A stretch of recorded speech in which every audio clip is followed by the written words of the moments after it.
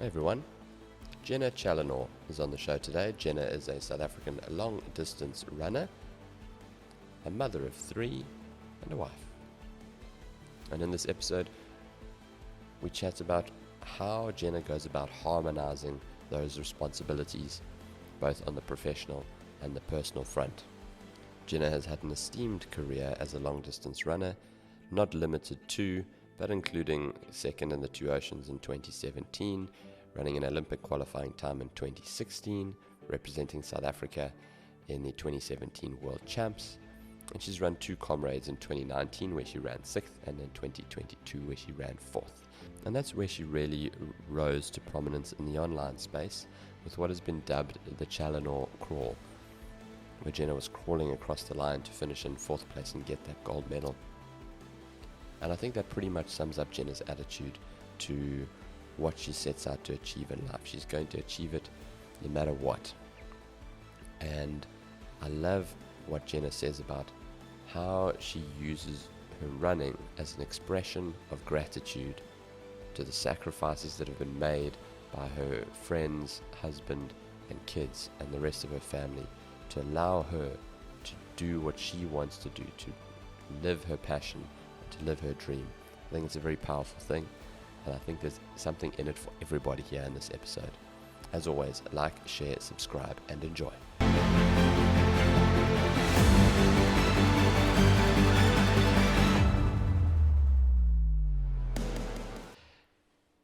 Jenna, how are you doing today? Yeah, good. Melting a bit in the heat, but otherwise all good. Absolute pleasure to have you.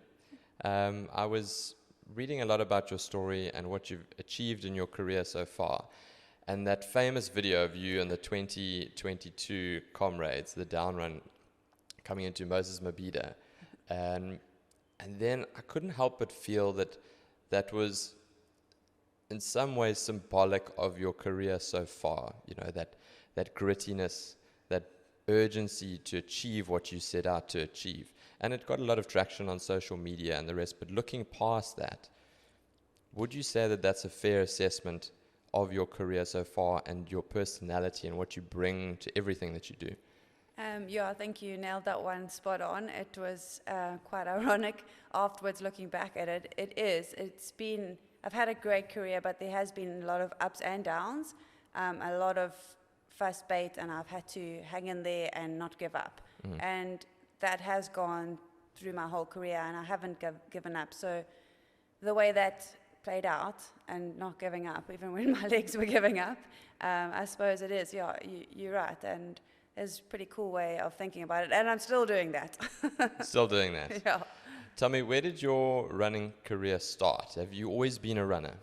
So at school, I was more of a sporting all-rounder. I did all sports, you name it. I had 2 older brothers, so you name it, I did it. Judo, cricket, I even tried ballet. I was a bit of an elephant ballerina. But I did swimming, I did surf lifesaving, and I went to World Champs, and that's where I met my husband when I was 16. Very cool. Where were those World Champs? In New Zealand. Okay, nice. Yeah, so it was pretty cool. I did, obviously nippers before that. So anything at school, hockey, I played provincial hockey.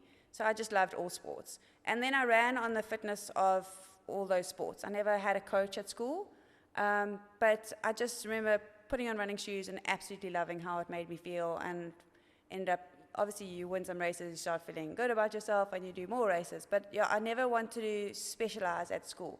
So I've kept that going with my children. I've made sure that they try all sports, do all sports, because I believe that it's important to find what you love, your passion. Just because I'm a runner, I don't want my children just to think they've got to be a runner.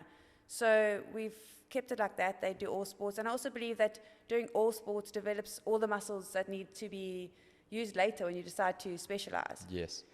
That's, to interject, that is wonderful that that's how you see it, because as a trainer myself, us train people of a variety of sports, but a lot of golfers in particular. Yep. And the parents often ask, you know, when can we specialize? I want him to drop out in grade 10 of his other sports, and I want him to focus exclusively on his golf and this and that and the next.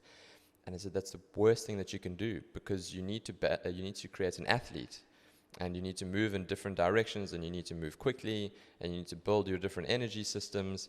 And if you are showing a particular skill and affliction for a particular sport, then specialize once you've finished. You've completed your studies, or you finish matric, then you can go and you can put the others to the side. Because at the same time, especially in an individual sport, you don't get the same vibe that you get from team sports, the camaraderie, the skills that you learn and having to deal with team members as well. 100%. So I love that that's the stance that you and your husband have taken with your kids. Yeah, 100%. Especially like something like running or golf, it's an individual thing. It's self-driven. You don't have teammates. You don't have a team meeting. It's all yourself. So I've really pushed that with my girls and made sure that they enjoy it. And also it's got to be about fun. These kids are pushed so hard, so young, and they just trained. And then I've seen so many kids get to the age of 15 and they're broken, they're burnt out, and they give up, and they could have been such a huge talent. Just nurse that talent, encourage them to have fun, because at the end of the day, we do it because we love it. We do it because it's fun. We don't do it just to win. The first thing is because it's fun. Yes. And you've got to keep it, and especially for a child or for children, you've got to keep it fun. You've got to keep nurturing that passion and that enjoyment in them to make them want to pursue it longer, to see where they can get to. But if you kill that passion early, there's no way they're going to carry on. So speaking about drive and your kids and them having the motivation to do what they want to do, what drives you when it comes to your running career? I was thinking about that the other day, and I think there's many things that drive me. From a child, from a young child that started running when I was about 11 at school, I loved how it made me feel. Just made me feel free. I could put on a pair of running shoes wherever I was and go and run, and it's just that wind in your face, and you just feel free. And then from there, it becomes doing some races and seeing sort of where you can go and how you can push yourself and if you can do better the next time. And also I love the social side of it. I love running with people and chatting, hearing their stories, hearing about their life. So I don't love just running on my own. I love that side of it. Obviously, when it's a proper session or whatever, then I concentrate. And so that's driven me. And then it's driven me because it's created many opportunities for me to learn, for me to build resilience, determination, commitment. It's taught me a lot of things that I've used later in life, in other areas of my life. It's taken me to places that I would never have dreamed of going if it wasn't for running, for different races. It's opened so many doors for me. It's made me friends. So all those things drive me and still do drive me. I've met so many awesome people through running, been given opportunities to represent brands and things, all of that mean a lot to me. And I feel honored by the things that I've got through running. And I just want to show the future generation how it can open doors for you. So maybe you don't have the financial backing to go to a university, but you can use your sport to open a door to get a scholarship to go to that university if you want to. My older children are at Epworth, and we don't have the financial backing to have sent them there, but they opened the door through their sport, and they got sports scholarships, and they're at the most amazing schools that they love.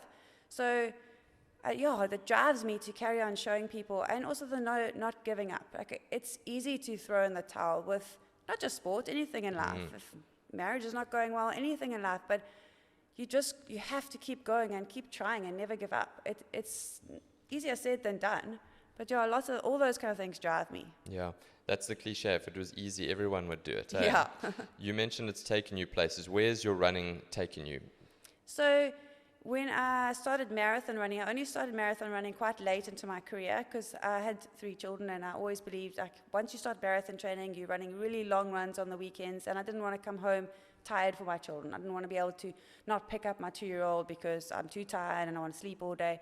So I waited until my 3rd one was 2, and then I had no more excuses not to run the long distance, and I went into marathon running. But before that, I went to World Half Marathon Champs, and I went to Copenhagen.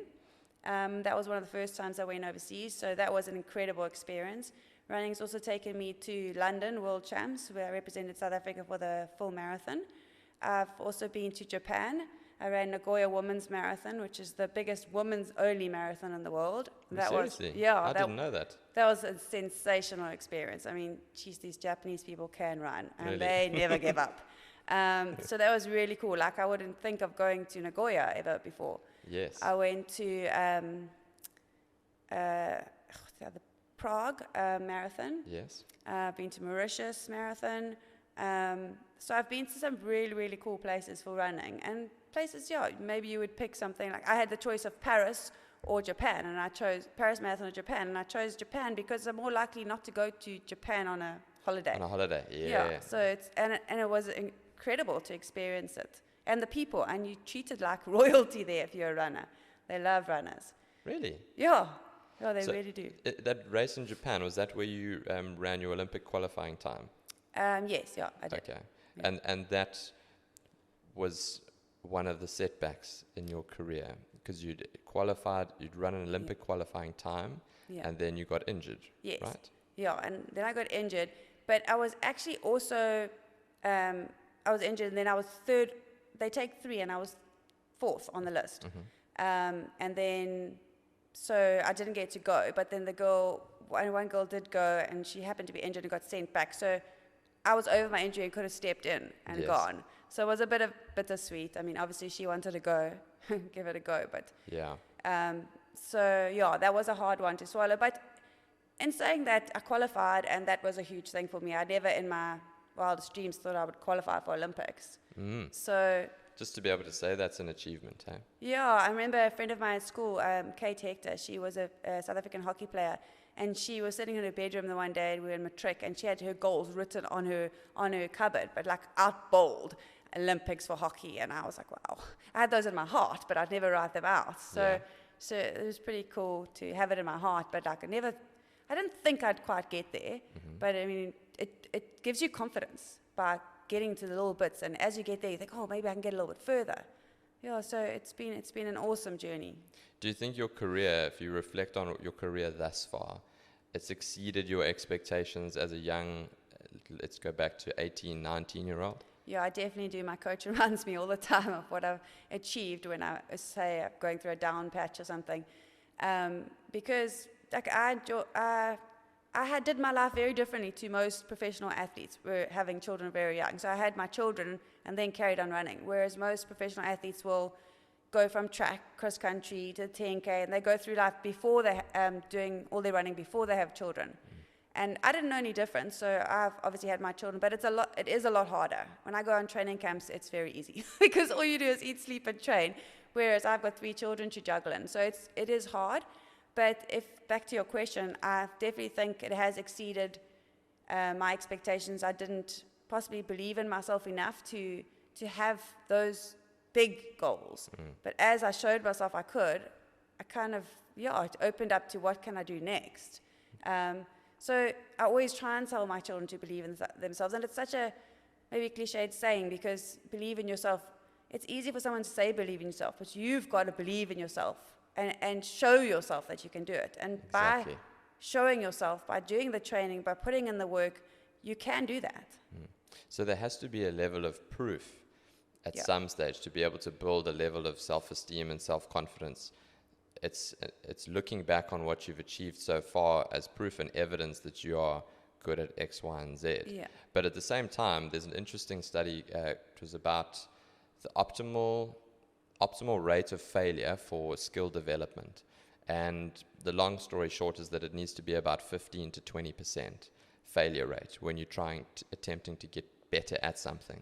Okay. So anything less than that, and it's too hard, it's too challenging, you don't have enough positive reinforcement for you to say, okay, I can see I'm improving, I'm getting better.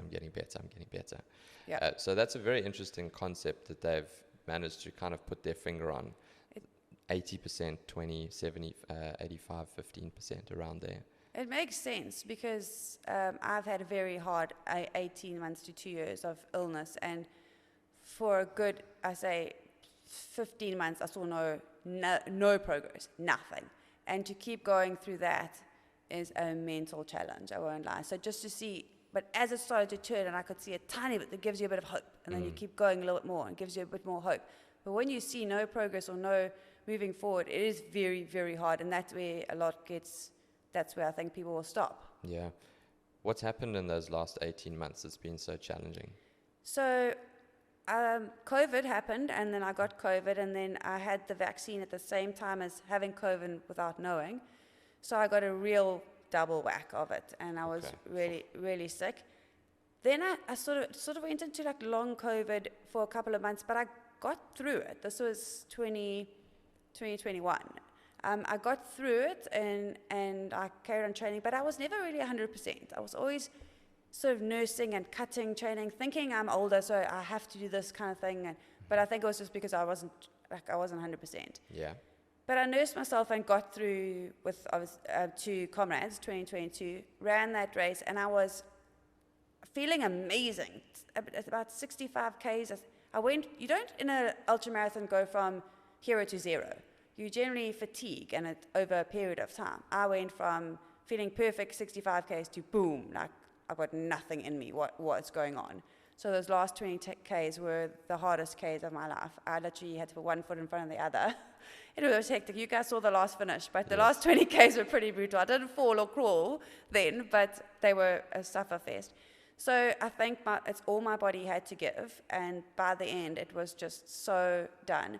So then you saw what happened in the Comrades, and the first fall, I slipped on I think there was a bit of water on that corner, and I slipped, and that just did my legs. And then I think, I don't know if it was mental or what, but I kind of said on the grass, said to myself, just shuffle, don't fall.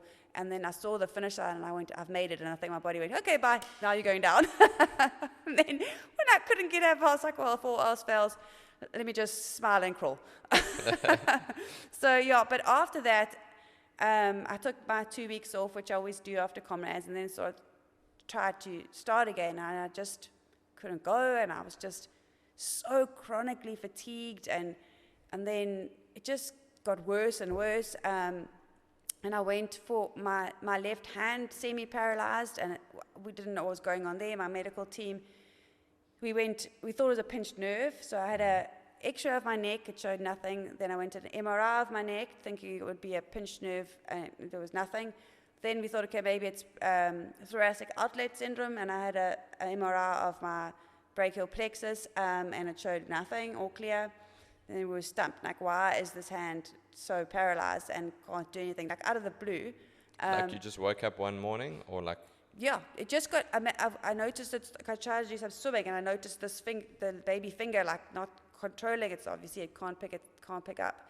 And it felt weak, so I went in to my doctor to say, like, it's weak, like, I don't know what's going on. And that's where we started, and then it just, over a 2-week period, kind of got worse, to the fact that I couldn't pick up a cell phone off a table, or couldn't. Oh wow, so it was debilitating. Yeah, very debilitating. Like when you don't realize how much you do with your left hand until you don't have it.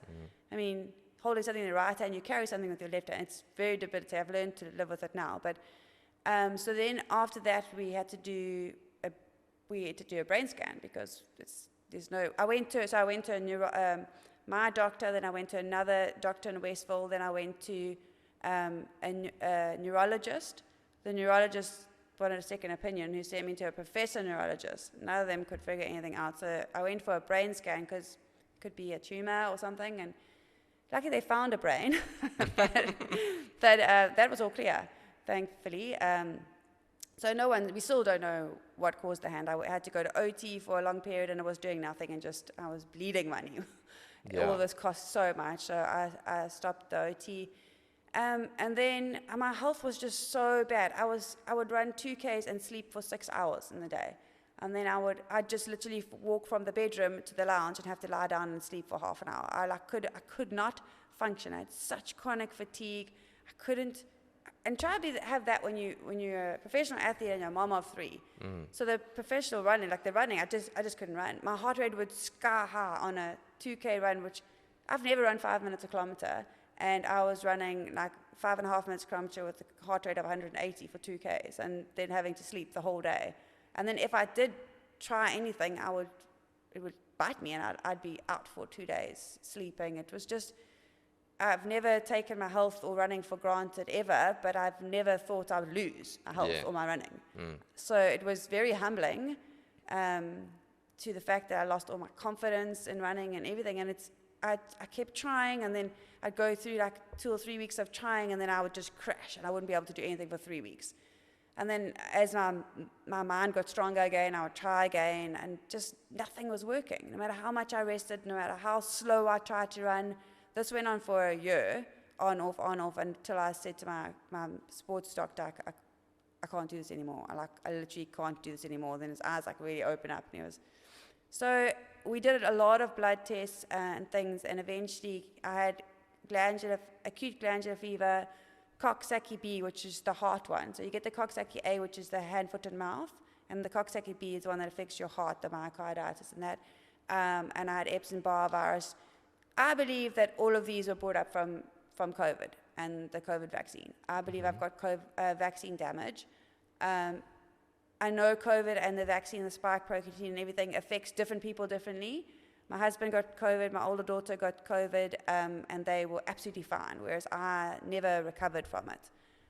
My middle one is battling with glandular fever at the moment, and it's in my opinion, COVID brings up different things in different people. Things may be underlying, and then it brings them up, and it did for me, and my DNA just didn't react well to it.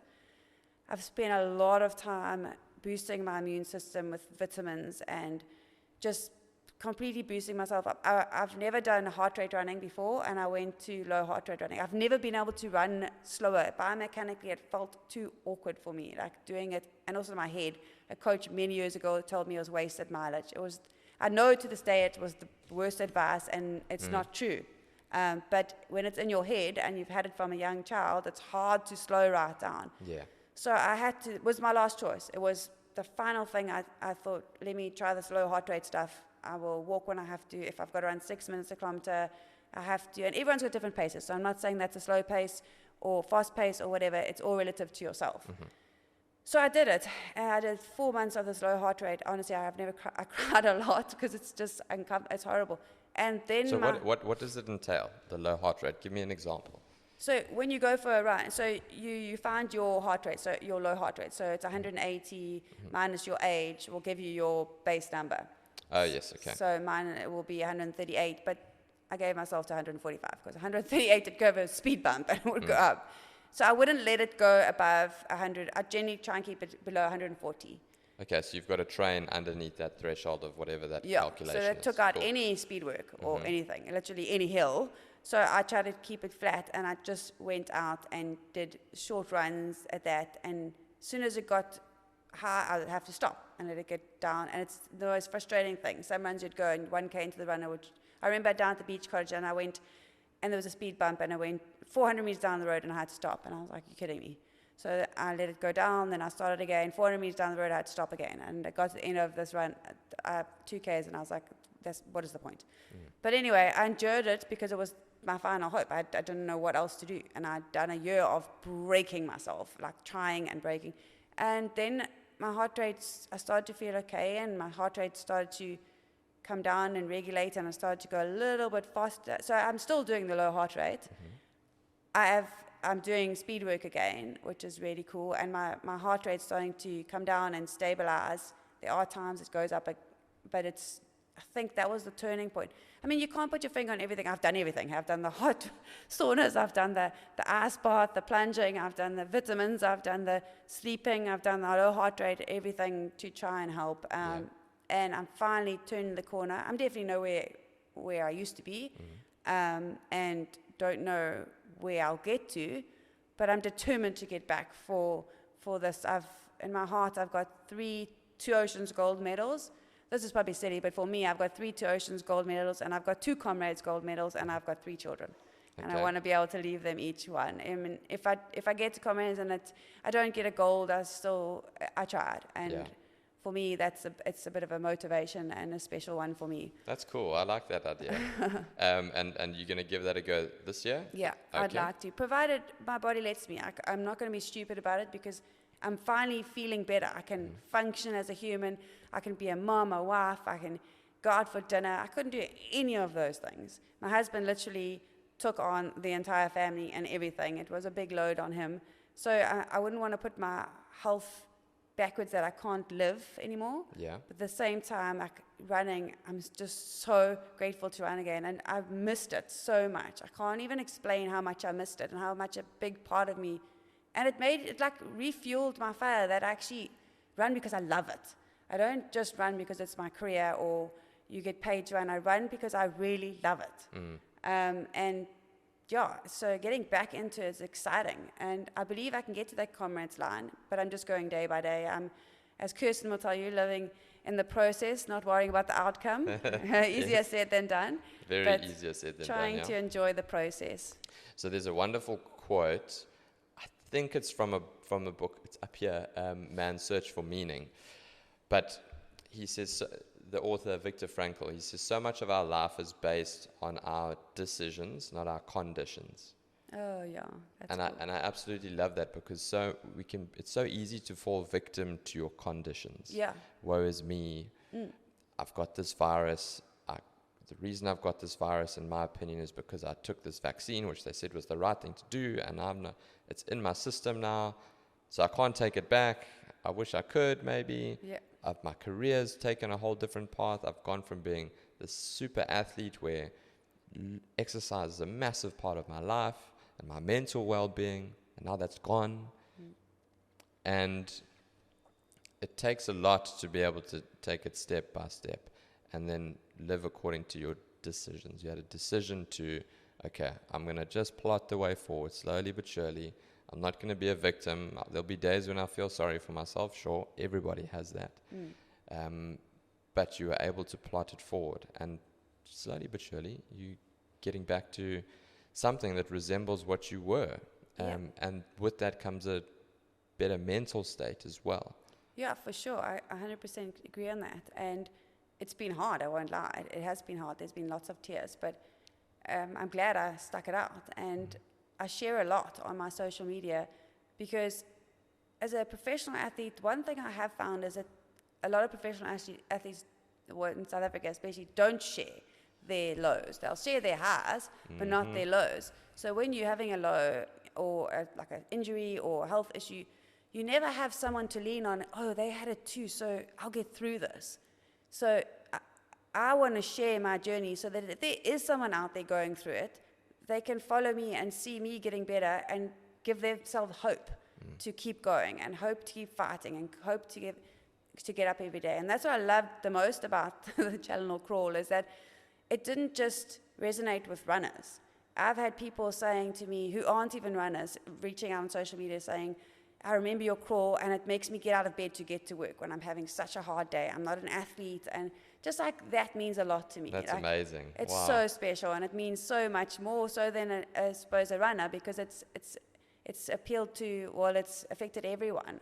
So that's cool, yeah. And so I do share a lot, and a lot of my family and kids, much to my teenagers' disgust sometimes, because I want people to see that I'm real. Yeah.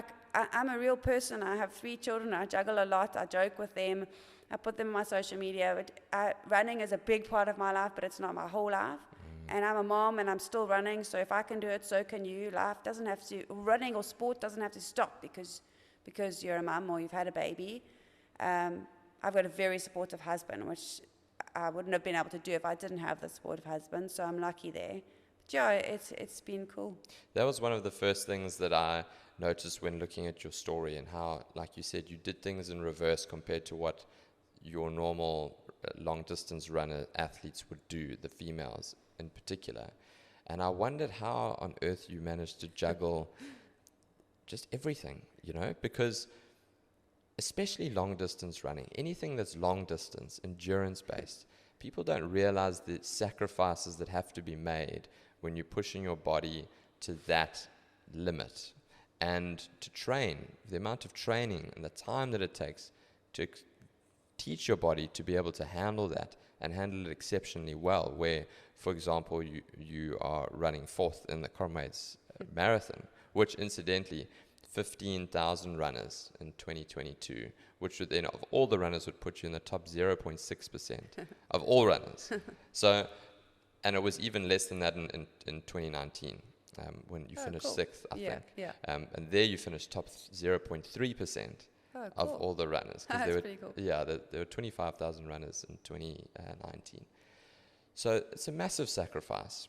So how do you juggle all of that? I think I was a master of juggling, and people would often ask me that question. I was like, I'm a master of juggling, and I really was. Like I had spreadsheets everywhere because the kids had so much sport, and I had 3 sessions to fit in a day, as well as I had a nanny at home to help me, but I didn't have an au pair or anything, so I'd do all the lifts and everything. And I made it work. but I don't think I got it 100% right, because a huge part of an athlete's life is the rest and recovery. And I got no rest and recovery. And I just thought I was Superwoman and I could juggle it all and get it all done. And I think it also, in the long term, led to this big crash. Because I just never asked for help, and I would break myself to make sure I would get my children to all their sports, as well as in between their sports, get my training in. And I was always racing from one thing to the next. And I loved it. It gave me like a buzz, and I could do it. And my husband was working, so I did do it. But if I had to give advice now, I would make sure the athlete or the person is also looking after themselves and their own rest, and learn to let someone help, because it is a lot to juggle. I wouldn't change it now. I loved it. And I've loved having my kids as my biggest cheerleaders, following my journey, and on the side of the road when I'm racing. Like when I'm running Comrades, my favorite thing is getting to them on the side of the road and hearing them cheer, or any race. So it's been different, but in a way, I wouldn't change it. I wouldn't want to go back and do it the way it's normally done. It's the way my life unfolded, and I've made the most of it. But yeah, now I've learned, and now I prioritize my rest and recovery. It's my new normal, so my body is very different now. So I have to respect it if I want it to give me. So I've learned a lot, but I do feel a little bit like I wish I'd known a bit about this earlier. Because if I'd put a bit more rest and recovery into it, I think I would have been a better athlete. But you learn, you're constantly learning, and that's what I try and share it with my children, and share the knowledge that I've learned. But sometimes you're just the mom. Yeah. If it comes from somebody else, it's like gospel. Yes. But if it comes from mom or dad, one of my daughters was having a hard time, didn't listen to me. Eventually, I was like, oh, Kirsten, here we go. She spoke to her, and then she came and told me all the things. I was like, oh, I'm sure I told you all that, but okay. Yeah, no, but it came from Kirsten, so it was the real deal. I love the reverse, and how it's been so fulfilling for you to have your kids watch your professional career and have them old enough to be able to take it in and appreciate it, where you're right, it's often the reverse, and those kids will be maybe 1, 2, 3, 4 years old, and they'll only watch mom or dad after they've retired. They'll see it on YouTube, or they'll see them do the odd interview, but they won't be in it, so that's very cool. That must be very fulfilling. Yeah, it really is. And especially that the first Comrades, 2019, and this last Comrades, I think they've always been part of my running, and the South African running, and Two Oceans, they weren't at the race. So they've always been a runner. But after that first Comrades, I remember my older two daughters, because the cell phones, their phones went wild. All of a sudden, I think it's almost like a penny dropped, because everyone was messaging about me running Comrades, all their friends. So then they really got involved in it, and they love it. They love coming to second me, and they're part of the seconding team, and they hand out certain bottles to me, and it's really, really special to have them there. They wouldn't miss it. That's fantastic. The one Comrades was going to be on my little one's birthday, and that was the one that was cancelled in COVID. So I'd already planned to come across the line with a balloon for her, and that's so sweet. I'd already told her, I know it's on your birthday, I'm so sorry, but I'll come with a balloon. That's so cute. So what does a day look like for you now? You're getting back into your training, getting back to, I would say, probably levels that you were resembling what were before you were sick. So what does a day look like for Jenna? So my days aren't as hectic as they were, because I'm trying to do the good thing and listen to my body. And the wonderful saying that I really don't like, but everyone always says, be kind to yourself. Yeah. Sometimes I think people say that and they don't really know what it means, because being kind to myself is running. I love running. Yes. So yeah. Sometimes it is misinterpreted for maybe being a bit soft on yourself. Yes, you know, sometimes you need a bit of tough love on yourself. Yes, you do. You can do better. Discipline. Like you need to work out if you're being tired, or if you actually are tired, or if you're being lazy. Exactly. Yeah. So now I'm trying to edge it forward, but just slowly. My mileage, I've never been a massive mileage runner. I used to do, with marathon training, I used to do 140 to 160 Ks a week, which I consider quite big, but it's not really that big for marathon runners. When I ran my first Comrades, I ran it on 70 Ks a week. I'd come back from a stress fracture, so I had no choice. And then I was like, that actually was nice. I preferred that. I did cross training as well. Then I changed more to the lower mileage and cross training. I get bored just running. I love swimming, and I don't love a bike, but I'm happy to do a couple of bike sessions. So I mix in now running and cross training. So with my hand not strong, I've only just got into the pool last week again. So I haven't been able to swim, but now I can start swimming. It's weak. It's not the greatest, but it's so a week for me now will be on a Monday I'll run in the morning about a 15K, and in the afternoon will be either a swim or a cycle. On a Tuesday I'll do a speed session, so on the track or a fartlek session, and then I'll do gym in the mid-morning, and the afternoon easy recovery swim or cycle. On a Wednesday I'll do a midweek, it's only just started now, a midweek longer run. So my midweek longer runs would normally be from 20 to 25 Ks, and I've only really started the 19, 20K from last week. So that's gone up.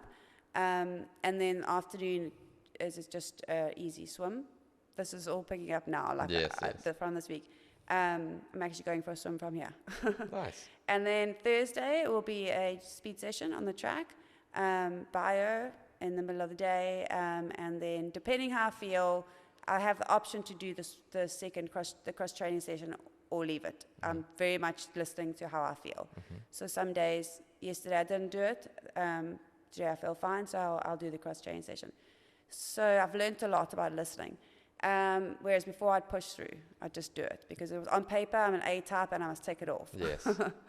Saturday will be a long run. I hit 30 for the first time in 2 years yesterday. Oh, congratulations. Saturday.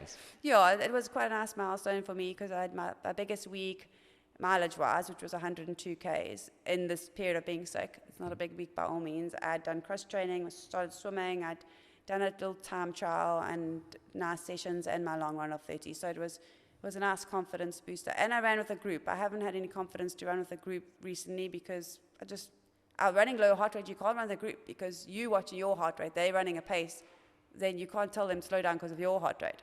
Yeah. So I've just done my own thing and that was great. And then Sunday will be an active recovery, but really depending on how I feel, a swim or a rest, full rest. That's pretty much my week right now. Okay. And tell me, what is it about the long distance running, so like the ultra marathons? Is the Comrades, first of all, let's start with this, is the Comrades your favorite race to run? Oh, absolutely. Okay. There is just nothing like the Comrades. And I've run international marathons. So before I did the Comrades, you could run for South Africa or you could run international marathons and people would stop the conversation if you hadn't run Comrades. Like, but I've run South Africa. But have you run Comrades? No, so the joke was I wasn't a real runner until I'd run Comrades. And your first Comrades was? 2019. The 2019 one. Yeah. So you've run 2 Comrades and you've come 6th and you've come 4th. Yes. So it's a good record. I feel like I waited a long time to run them because I had my older 2 daughters, then I had to beg for 5 years for my 3rd child, and then let her get older before I could eventually go to the ultras. So I feel like I waited a long time, and when I finally got there, like that was just the race I loved. Like there's something about it. I mean, international marathons are amazing and the crowds are amazing, but there's something about running that Comrades Marathon. You literally smile and wave. My husband jokes to me and says, if you stopped waving, you'd actually probably run a bit faster because I wave at everyone. But that's the point. That's the love of it, like the joy of it. Like the spirit of the Comrades. The spirit, yeah. You know so many people and it's such fun and they lift you up and I respond to the crowd. I love it. So it's definitely the ultra marathon. It's just the shorter races. I mean, I loved them when I was younger. I can't say I ever loved a 10K, to be honest. I found I was just a sprint from start to finish. But I love the longer races. The pace is slower, and then the endurance is longer. My legs fall off by the end, as you've seen, but I love it. There's more time to take it in. Yeah. So then, with a race like that, how much does strategy play a role in something? Over an 89-kilometer race? Yeah. The planning for something like that must be quite hectic. Yeah, there's a lot of planning. And my husband has spreadsheets of seconding and where to be and who to be here and the bottles that need to be, because it's self-seconded. There are like water tables and stuff, but generally you sort yourself out. There's a lot of planning, and there's a lot of planning that goes into the training and on race day, because it's such a long race. In a 10K, you race the people around you. Like, or 21, even maybe a marathon, but on a ultra marathon, you plan your race and you run your plan, and you stick to it, and that's where it'll put you, because your race plan is drawn out to the best of your ability. So if you race that plan, it'll put you into where you should be. It's too long to be worrying about other people. I remember my first Comrades, I think I was about 15th halfway. And I was like, oh, well, and I just kept running my plan, and I ran into 6th. And it works out. It's just it's too long to worry about other people. Obviously, by the end, the last 10Ks or whatever, you can then start racing other people. So there's a lot of planning that goes into it. And a lot needs to go right on the day as well. You can wake up and just be having an off day, and it's the way the cookie crumbles. I know, that's what I was going to ask, because how much of the plan goes according to plan, you know? It's the long race, so there's a lot that has to happen, that has to go right for the plan to be brought into fruition. Yeah, and there's only so much you can control. And you can control your nutrition, you can control what you eat for that morning, your warm-up, you can control, but you can't control the weather, you can't control if someone's faster than you can't control, and you have to learn to let those things go. And there's lots of things that happen along the way when you suddenly having a bad patch, and hanging in there to the good patch. And so you can also wake up sick. I ran 2 Oceans in 2018. I was in the shape of my life. The year before, 2017, I came second in the 2 Oceans 56, my debut, to a Belarusian. And the next year, I was going in there to try and win this, and I was really in good shape. And that was the year where there was those water problems in Cape Town. Oh, yes. Yeah, and I woke up on the morning of 2 Oceans, and I was like, oof, I don't feel well, like I'm clammy. But I mean, it's the morning of the race. What do you do? So I can't go, I'm feeling a bit hot and not really feeling. So you go in and race, and I collapsed at the top of Chapman's Peak. Ended up in an ambulance for hours. I became hyperglycemic, and my stomach was absorbing nothing. So I think I had a stomach bug from the water or whatever. But I mean, it happens. It's just one of those things, and you hope you wake up feeling good on the day, but you can't control that. Yeah. On those races, there must be such a strong mental element to it, you know, because you really are pushing the boundaries of what the body can do running an ultra marathon. So where do you go in your mind that, because you're going to hit a wall at some stage in that race. You know, you're going to hit a tough section. It might be later than when you think it might arrive earlier.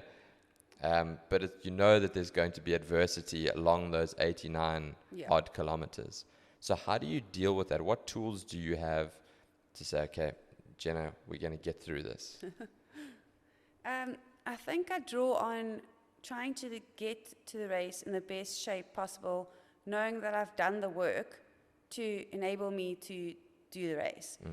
So when the tough times do come, you've had sessions, or that's what I often say to people, if you wake up and the weather is pouring and windy, don't go, oh, I'm going to change my long run. No, because you could go to a race and it's pouring and windy, and then you can go, oh, I did that in a long run the other day, so I've got this. So things hard times and hard sessions and hard long runs and hard things that you've endured and gotten through in training helps you deal with the adversity in a race. And then I often think back to that hard time, and I got through it, so I'm going to get through this time. And I also, a lot of the time, think of my children and my husband, who have sacrificed a lot for me to follow my dreams still at this age, and have supported me. And often I've got to go to bed early on a Friday for a long run on a Saturday, so they can't go out jolling because I can't fetch them at night, sort of thing. So little things, the small things in their world. And my husband does a lot of seconding. So those things drive me through the hard times too. A lot of people, my medical team, have given a lot to me to give me the ability to be on that start line, to be running that race. So I can't give in. I've got to do it for myself, but also for them, to show them and the appreciation I have for all of them. That drives me a lot. Yeah, so those races are almost like an expression of gratitude for the people that have helped you get to where you are at that moment in time. Yeah. I love that. That's very cool. Yeah. So earlier we spoke about journeys, you know, and going on journeys. And it's such a cliche that it is about the journey, not about the destination. Yeah. And it's like, I hate cliches, but sometimes they're cliches for a reason because they Yeah. are true. So the journey for you now is a new one. You're trying to build back. You're trying to come back, another comeback, to get that third Comrades medal and that third Comrades gold medal. And I think that is a valuable message, and that people always attach, I'll only be happy when I achieve X. Yeah. If I get that gold medal, if I make that amount of money in a year, if I achieve that, if I get that podium. But it seems to me like you're embracing this new journey that you're on. Yeah. Coming back from these medical health conditions. And that seems to be what's fulfilling you and what's driving you, rather than I'm going to get to that goal and that's going to be what I'm going to judge myself according to. Yeah, and I think I used to do that, and now I'm just embracing the fact that I'm getting my running and my health back, and I'm getting the thing I love most in the world. And if I can't get back up to that level, well, I've had a really great career, and like you say, I've exceeded my own expectations of what my running was going to be.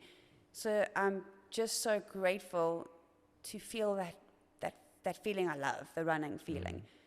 Where it takes me, I'm just going day by day, and just trying to enjoy it. Like, I realize those cliche sayings about enjoying the process and not worrying about the outcome and all of those kind of things. They may be cliches and that, but they have a lot of meaning in them. Mm-hmm. And when they actually sink in, you actually enjoy it more. So I'm really enjoying it. Of course, I feel the pressure, and there will be pressure, but at the moment I'm just running because I'm so grateful that I'm getting it back. Sometimes I'm hard on myself, and I will run. For example, last week Thursday, I ran a time trial, and I was pretty chuffed about this time trial, 3:40 a kilometer for 8Ks, until I realized that was my marathon race pace. Then I was like, oh no. But then I had to take myself back and say, well, 3 months ago I couldn't even do that. So let me just embrace it and let the body come to me as it's coming to me, and just enjoy it. And actually, I've been quite humbled, and I've had to run slower than I've ever run. And I've understood now why people have said to me before, like, what pace are you running? And I'd be like, I'm running easy. But they'll go, but what pace? And I'm like, it's easy, just come and run. But to them, my easy is not their easy, so they would be worried about coming to join me. Now I understand why they were worried. Like, when I now want to run with people and I'm like, what pace? I need to know for my heart rate. I now understand. So it's taught me, I've learned a lot. It's humbled me, and I think I'm just going to take a huge, grateful heart into this Comrades. And like my husband says, there's no pressure. Let's just see how the body goes. That's our aim, to get there. Whatever happens, but enjoy it. Enjoy the race. I love the race so much, and I missed it, not doing it. So first prize is getting to that start line and running the race. Anything else is a cherry on the top. I love that message of gratitude. I think that's a great way to finish this. But where can people find you if they want to follow your journey leading into whichever races you might be racing, and also if they just want to follow and see what Jenna's about and what's her lifestyle like? Yeah, I'd love people to follow me. You're welcome to reach out, or I'm pretty good at replying to messages. I have an Instagram account, it's Jenna Challenor, and I'm also on Facebook. But yeah, Instagram I think is the best place. Twitter as well, or what's it called, X now. X now. Yeah, and I try to share my whole life. I don't want to be just Jenna the runner. So there's bits of everything. You don't just have to be a runner to follow me. I've got kids and a husband and dogs that I love, and yeah, so I would love you to follow me. Reach out if you want any help. I love engaging with everyone. Anyone wants to come and run, they're welcome to come and run with me. Awesome. I'll include those links in the show notes. Jenna, thanks so much for being here. Thoroughly enjoyed this. Thank you. Thanks so much. Pleasure.